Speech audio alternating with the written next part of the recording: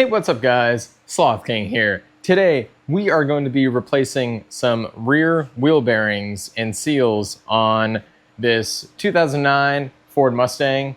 Now, this will cover years 2005 to 2014. As long as you have a solid axle in the back, this whole procedure will work exactly the same.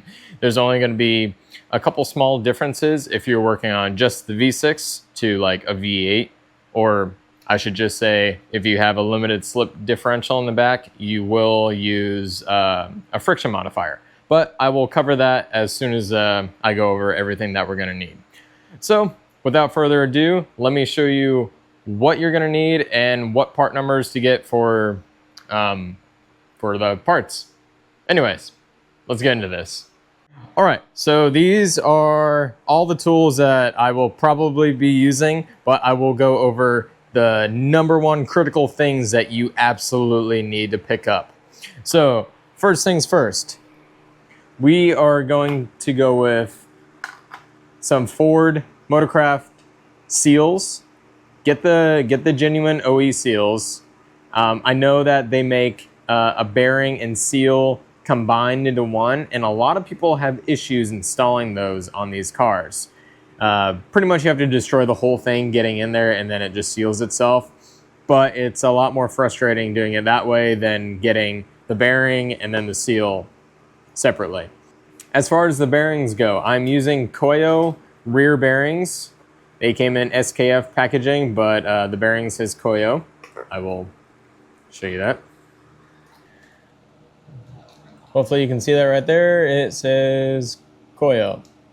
Maybe it's too blurry. But I will have the part numbers for everything I used in the description below. So go and check that out. I'm not going to pop anything up on screen. So as far as the fluid goes, the manual calls for 75W140, and I'm using full synthetic. It has a little bit of friction modifier in here. This Mustang is a V6 and it does not have a limited slip differential in the back. If you are working on a limited slip differential Mustang, go ahead and pick up some Motorcraft friction modifier. It's 4 ounces. I will also have that in the link in the description below. Just go ahead and add that. And for the V6, it takes about 1.5 to 2 quarts. And I believe it is a little over 2 quarts for the limited slip differential. It should be like 2.1 or whatever. And to seal up the differential cover, I'm using some FIPG gasket by Aisin. This is the same gasket material maker that Toyota uses for all their stuff. And if you guys know, I'm a Toyota guy, and this is by far the best form in place gasket that you can use, hands down. You can go ahead and add oil within 2 hours of installing this thing. Some other brands, you have to wait several hours, like 8 hours to 24 at the most. But within 2 hours, you can go ahead and add oil and it will be fine. And within a day, it will harden like rubber. So if you want to spring the extra couple bucks to pick up this, go for it.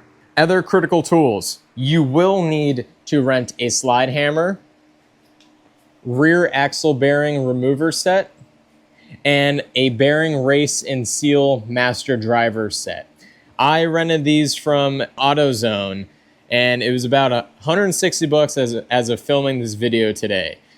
Do not skimp out on renting these. You don't need to buy them, just rent them. Whenever you're filling up the differential, you need to have the car level, because whenever you're checking the fluid level, if the car is tilted like that, you are going to overfill your differential.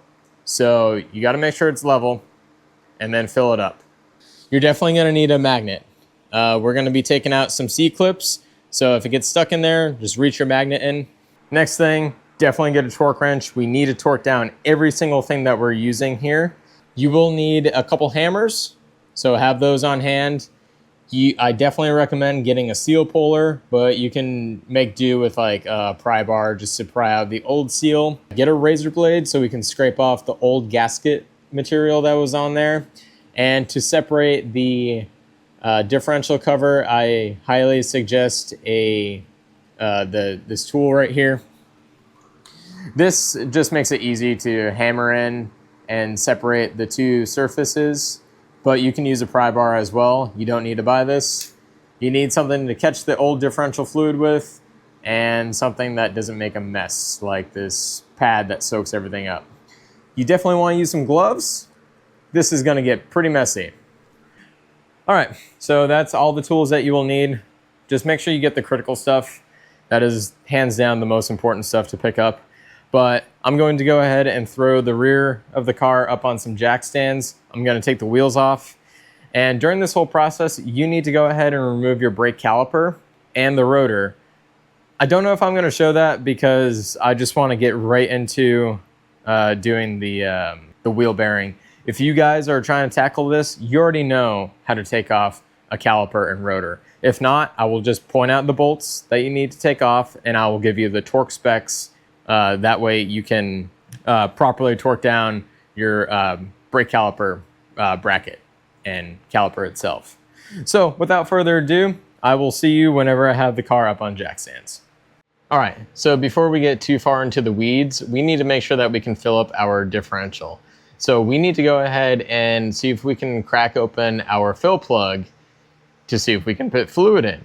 So let's go ahead and get our breaker bar. This is a 3/8 fill plug. So the end, it literally fits a 3/8 ratchet on there.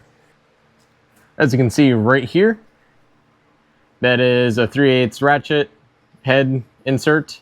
So we're on the driver's side, you will see it right here. Let's go ahead and pop our breaker bar on and see if we can crack it open.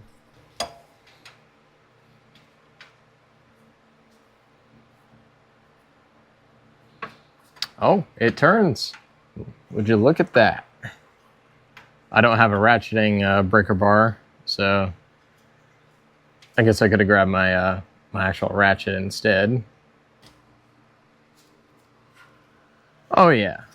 All right, now that we know this can be loosened, let's go ahead and just start draining the differential first. And then while that's draining, you can go ahead and start taking off your caliper and rotors. All right, I got the catch can and then some extra splash guarding here. All right, so go ahead and get your pan underneath the differential and then get your 13mm socket, and we're going to take off the 10 bolts that hold it on.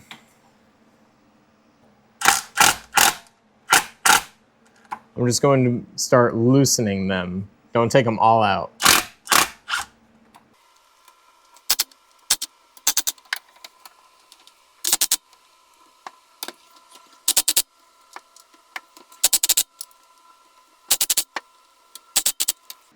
All right, with them all loosened, we are going to take out these three first, see if we can pry back the cover a little bit to let some of the fluid start draining out.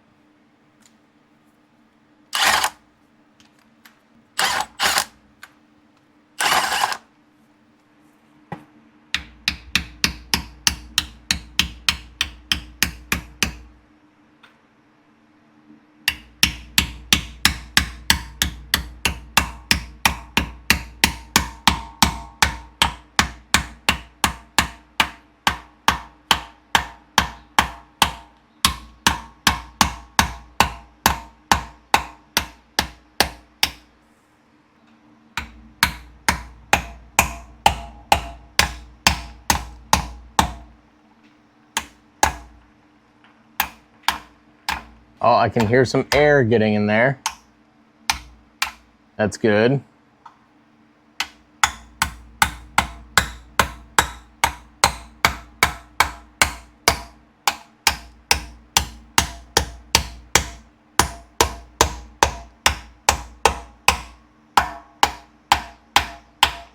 Okay, here comes some fluid.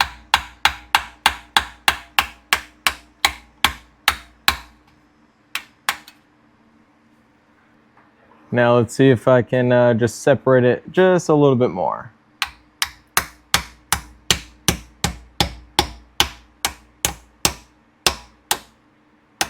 Just so we can see like a steady stream like that.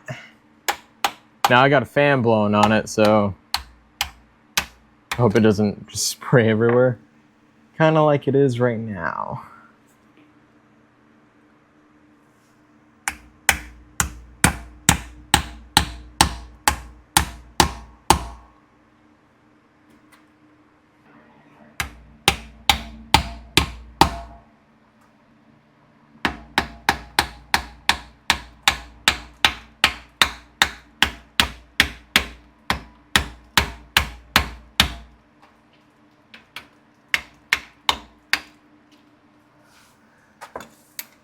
All right, so we're just gonna let that drain out until we see it just like dripping. And while we do that, we can go ahead and start taking off our rear caliper and the rotors. And also, if you want to let this drain faster, you can put a small pry bar or a screwdriver just in the side of it just to pry the cover away a little bit more, and it will drain out way faster. All right, so I'm working on the passenger side since this one is the worst of the bearings. And I took off the caliper bracket. You're gonna see two 15mm bolts right here. Just take it off. I decided to leave it loaded. You can literally just pick it up, pads won't fall out, and you can just set it right on top of your axle right here. So after you get that out of the way, we now have full access to the axle here. So you can do the same thing on the other side to speed it up. From here, we need to go ahead and take off the differential cover. All right, by the time you take off both rear calipers and rotors, your differential will be drained. So now we can go ahead and remove the rest of the bolts and then take the cover off.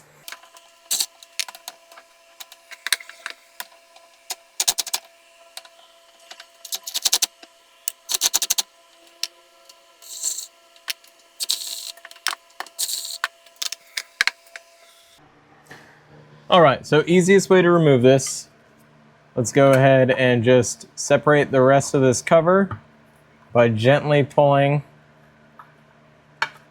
on it. Now that is pretty much free, let's go ahead and just peel it off the rest of the way. Now we should be able to just drop it down. If you're working on the V8, the back cover is going to be a little bit more difficult to take off from what I've seen. So you're just going to tilt the cover sideways and try to get it off. But it is pretty simple either way. So, oh wow. These guys put a regular gasket on it along with some silicone. Huh. Interesting. So now that I have the differential cover completely off, we need to go ahead and take out this pin right here. And there's a bolt right here that we need to access to get that pin out.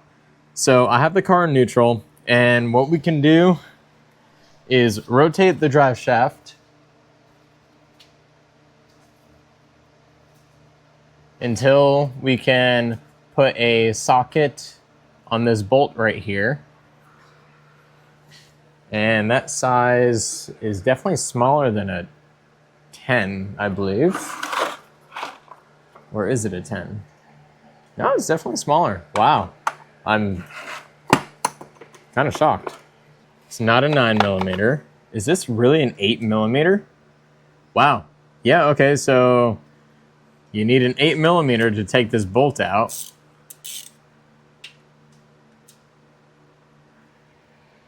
And I'm going to need a wobble socket.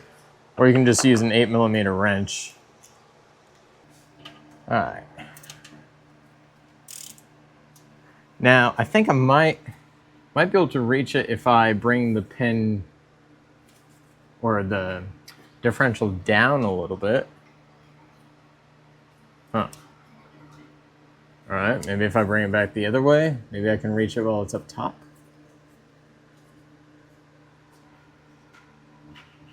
Huh. Wow. Not really.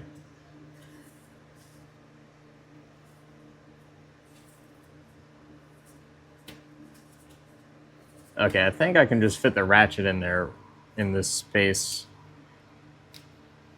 since this is not in the way anymore.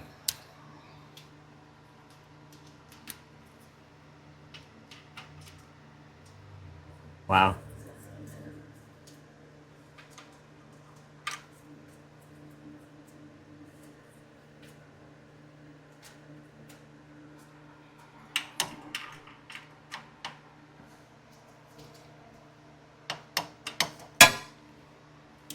All right, let me go find a 8mm wrench. All right, so I do have a 8mm wrench on me. Lucky day. Wait a second.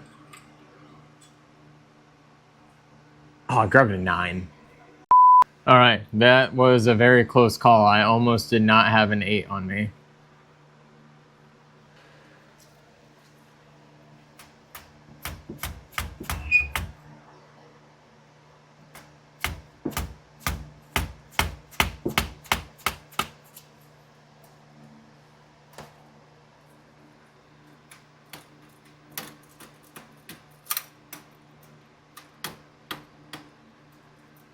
All right, with that loose, we can now go ahead and set this bolt aside. Oh, that's pretty long. Let me see. We're gonna go ahead and rotate this down. I think it can clear right there. All right. Now this pin in the middle, we can push it out towards us. It is a one-way pin, so make sure when we put it back, we have the hole facing us over here, and we see a big X right there as well. All right, so now with that out, I'm going to go ahead and rotate this one more time. And then from here, I'm going to push on this axle from the hub, grab my dead blow hammer and hit it a couple times, and you should see it like pop forward, and we should be able to see the C-clip that's on there.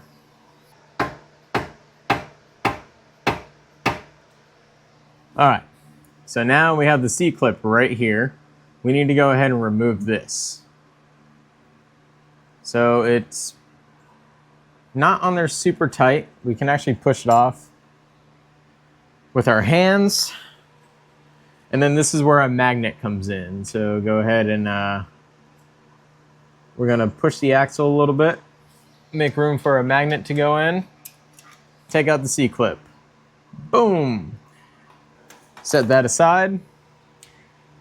And then now we can go ahead and pull the whole axle out. But let's go ahead and start working on this passenger side. All right, from here, we're going to make sure we have a rag on us because a little bit of gear oil is going to drip out. So we're just going to carefully pull the axle out.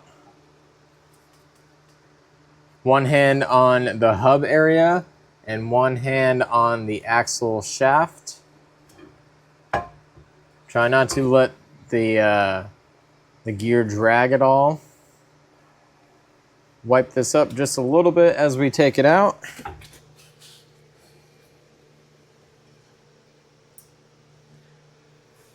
And then we can go ahead and set it down like this, just away from us. And oh my gosh, that is disgusting. This seal was leaking for a little bit. As you can clearly tell, this is all full of gunk. You can see just all kinds of gunk just built up because the seal was just leaking. But as you can see, we have a seal out here, and then we can see the bearing on the inside. What we're going to do first, we're just going to scrape off some of this stuff, and then we can pull out the seal.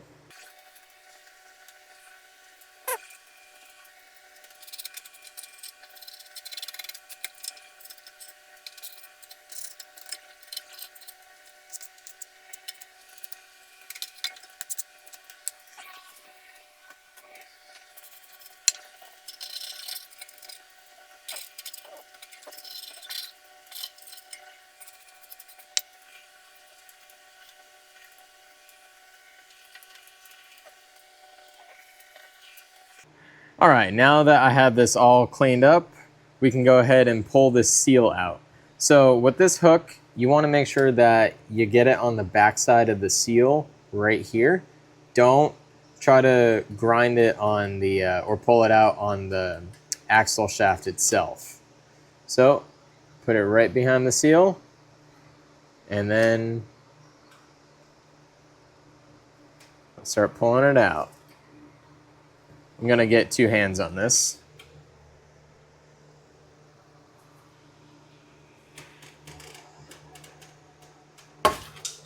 There we go. Oh my God, it flew. Where did it go? Ah, it's under the lawnmower. All right, here is a seal. And I believe this might be a factory seal, or it might not be. It might have been replaced once. But with that out of the way, a little bit of gear oil will drop out. And then now we have access to our bearing. So now we can go ahead and get our bearing puller, and then we can pull this thing out. All right, to pull this out properly, you want to choose a size that will fit at the top and the bottom part of the bearing, not the middle part, not the cylindrical part right here. We don't want to pull on that. Because the smaller one, if we put this right up here, it is literally just going to pull on the bearings themselves. You want to choose this one right here if you pick up this exact kit. Because if we line it up, it is just about the same size as the bearing with a little bit of wiggle room. That's what we want. That way we don't ruin the metal on here, and we don't just pull by the bearings themselves. So this tool is super easy to use. The head pivots. So go ahead and pivot the head, slide it in there, get it far enough in, pivot the head back, and then just line it up and make sure it's snug. And then you can push this washer all the way forward, and then you can tighten this nut down. You don't have to tighten it like super tight, just enough to keep the tool steady. Honestly, you don't even need to do this, but this is the proper way on how to do it. So just go ahead and tighten it down. All right, now with this pretty much snugged up, it's not gonna really move. We can go ahead and screw our slide hammer on here, and then we can start pulling it out. Here's our slide hammer.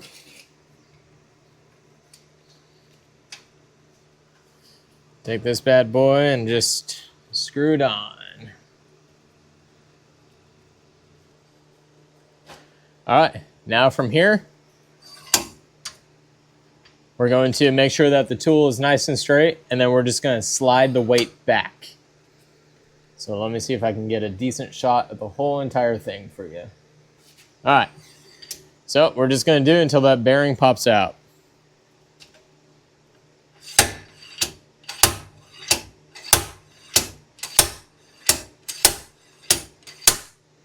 There we go. Easy as that. And then now we can go ahead and back this nut off a bit and then remove the old bearing.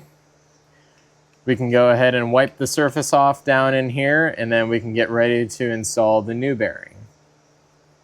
All right, so let's go ahead and take a peek and see if there is any burrs or any damage in there. It all looks pretty good. Just need to go ahead and just wipe it out real quick and make sure there's no debris left behind. As far as installing the new bearing, I still have it packaged right here.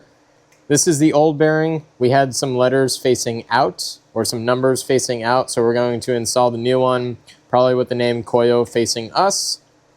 And then we need to choose a size of a bearing race so we can drive the new one in. So what you want to do, you want to just grab a random one, and you want to have the flat side facing the bearing, and you want to make sure that it covers this outside ring. So that way we're just putting all the force on the outside of the bearing and not the inside. Because if we hammer on the inside, we're going to damage it, and then we're going to have to do the whole thing again. And yes, I did say damage. So this one fits, and it is number F. So it is 2.47 inches. So make sure you grab that. This is what we're going to use to drive it in. And then we have this bad boy. We're going to screw it on, and then we can put the new one in and just hammer it in. All right, so I'm just going to grab a little bit of the axle grease, differential oil, whatever you want to call it, and just lube the outside just to make our lives a bit easier when we install it. So let's go ahead and put it in as flush as we can right now. Grab our tool, and then let's start hammering this in.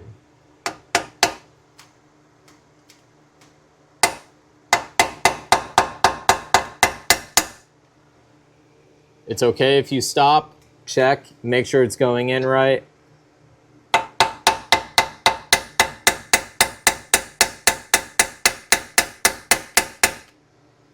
Yep, it's going in nice and straight.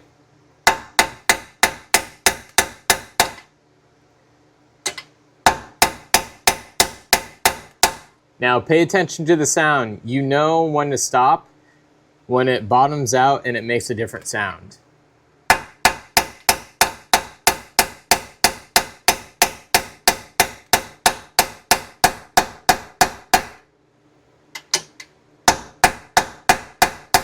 All right, it is nice and bottomed out.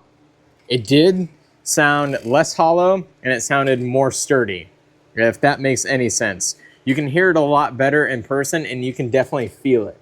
You can feel when it stops going in and it feels tight in there. So just a visual for you, there's a little lip right here. As soon as that bearing is just barely past that metal lip in there, it's seated.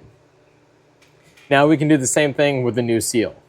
All right, and here's the new seal. It does not look like anything like the old one. As you can tell, this one is definitely aftermarket. This is genuine Ford, and this one actually has grease on the inside, so we don't need to worry about greasing the inside. We just need to grease a little bit on here. That way it can slide in easily.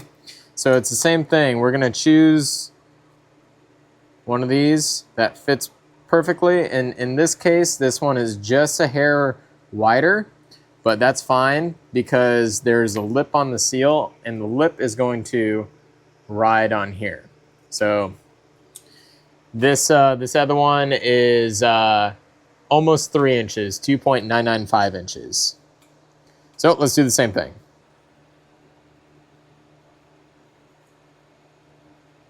All right, got some oil on the outside here. Just go ahead and try to get it started a little bit by hand. That way it stays in. It is a little bit crooked there. All right, that is nice and straight. Now let's drive this in.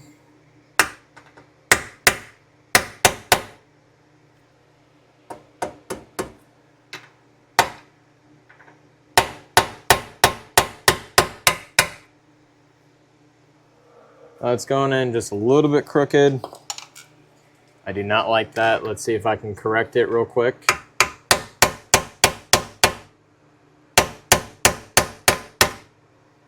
There we go.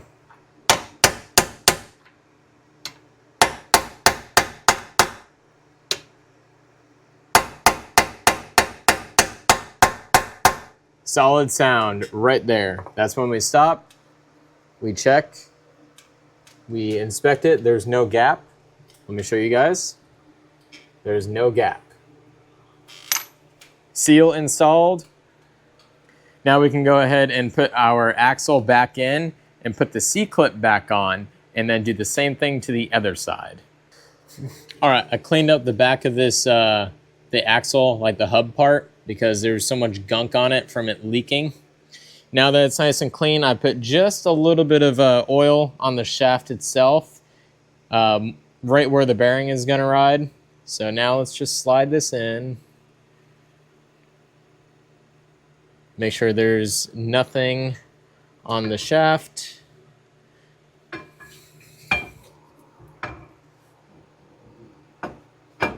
Now when we get to like this part, it's going to be a little tricky to just slide it back into the differential.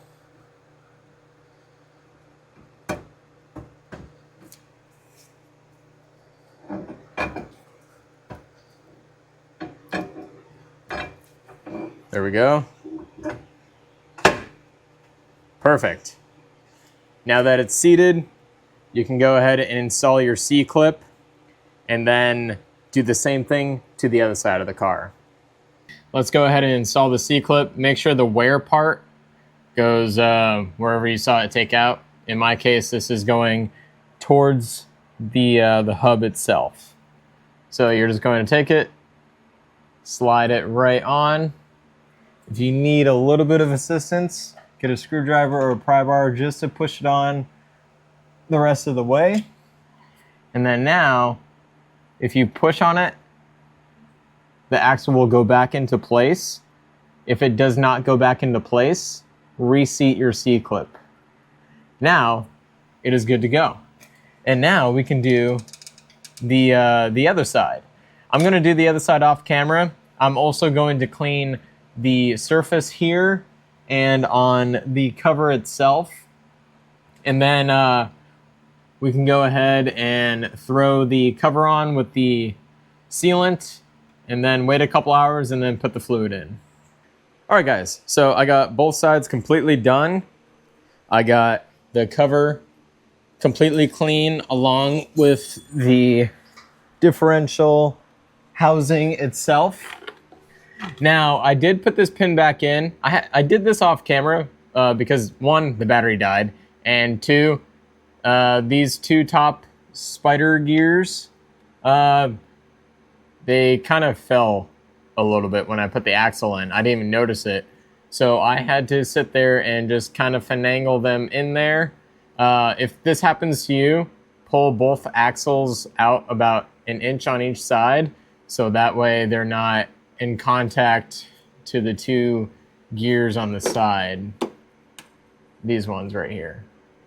And then you just kind of place them on each side and then roll them in. It was pretty much a big pain in the ass, to be honest. But given that that does not happen to you, you can literally just slide the pin in and put that bolt in, and then that bolt gets torqued to 20 foot-pounds. I was unable to get a torque wrench on it because I don't have a torque wrench on me that size, nor can I fit the socket on it to actually torque it down. So I just put my wrench on there and then put my hammer on it. I also added some Loctite as well, just so it can stay in place. And yeah, so that's what I had to do there. And then everything's all cleaned up. Now we can go ahead and add the gasket material and then put this cover on and torque it down and then wait about 1 to 2 hours to put the fluid in. Let's do this. It literally says apply it, assemble parts within 15 minutes of applying, and then it says engine can be started within 1 to 2 hours. So engine, gear oil. So yeah, after 1 to 2 hours, you can literally just fill this up and then it'll be fine. And then within 15 to 16 hours, it will harden to become rubber-like. So let's go ahead and put a bead around here and then throw it on.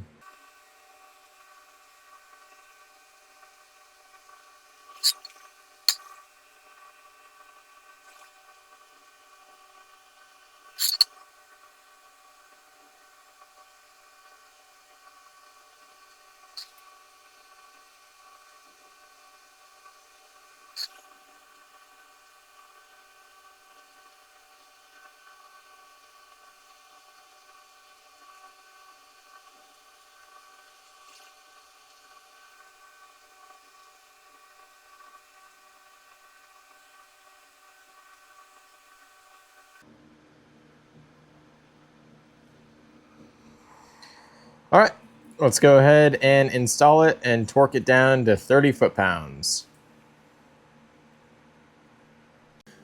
All right, here comes the fun part of lining all of this up.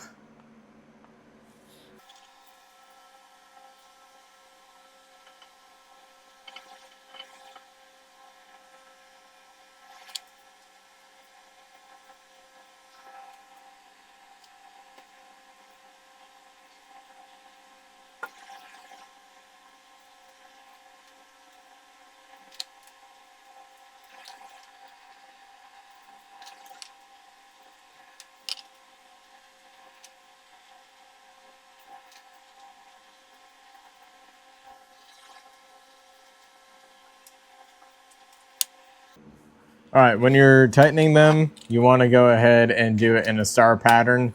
I'm going to set my impact on the lowest possible setting so that way it doesn't mess up any of the torque.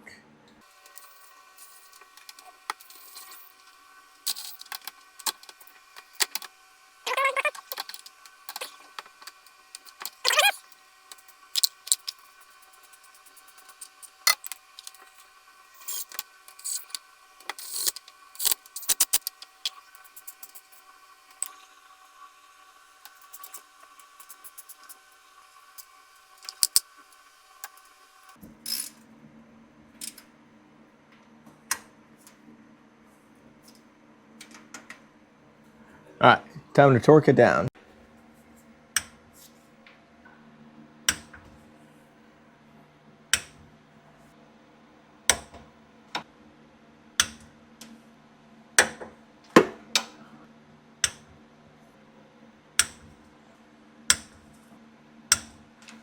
All right, now let's wait about 2 hours and then we can fill her up. Alrighty guys, it's been about two and a half hours or so, and we are ready to fill this differential. And I'm pretty sure I can fit this bottle right back here. Let's see how well I can do with this.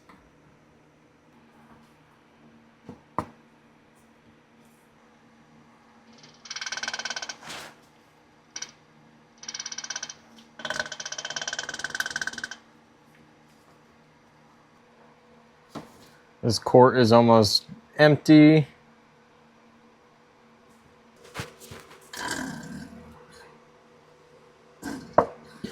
All right, 1 quart down. I'm gonna open up the other one and then finish it off until it is full. All right, here goes some of the second quart.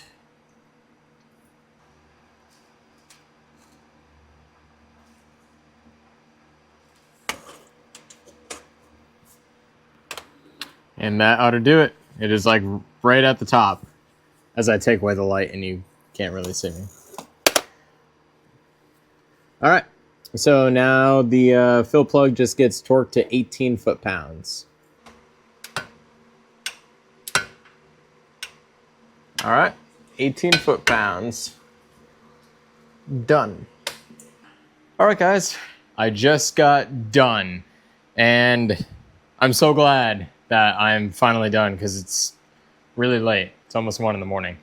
And yeah, so the job wasn't too terribly easy. If those spider gears did not move, I would have had it back together so much quicker. But like I mentioned before, I told you about torque specs. Don't forget, whenever you throw your rear calipers on, the caliper bracket is 79 foot-pounds. And if you take the top part of the caliper off, those smaller bolts are 24 foot-pounds. And don't forget, your wheels are torqued to 100 foot-pounds. But that's how you go ahead and replace your rear wheel bearings on a 2005 to 2014 Ford Mustang. Everything that I used, I will have in the description below, along with all the torque specs and all the tools that I used, like I just said. Anyways, if you liked the video, awesome. I'm glad I can help you guys out. But anyways, if you guys like the video, awesome. Glad I can help you guys out. If you want to support the channel, you can pick up one of my t-shirts. I don't have this one available yet, but I have 2 other ones. I have one of these hats. I have the link to my shop in the description below. Go ahead and check that out. And like always, I'll catch you guys on the next ride.